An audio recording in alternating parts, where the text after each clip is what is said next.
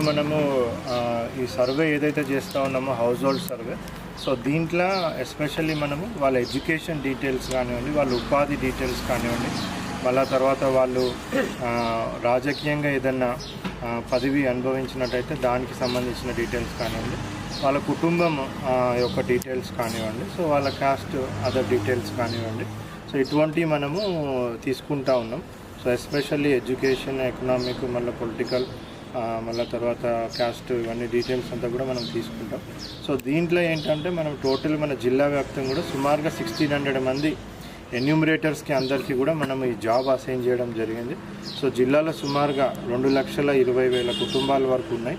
So ఈ 2,20,000 కుటుంబాలని సుమారుగా 1600 మంది ఎన్యూమరేటర్స్, ఒక 170 మంది సూపర్వైజర్స్, సో మళ్ళీ వాళ్ళ మీద మున్సిపల్ కమిషనర్స్, రూరల్ ఏరియాలో ఎంపీడీఓస్, ఎంఆర్ఓస్, మళ్ళీ మండల్ స్పెషల్ ఆఫీసర్స్, వీళ్ళందరూ కూడా మానిటరింగ్ చేస్తూ ఉంటారు.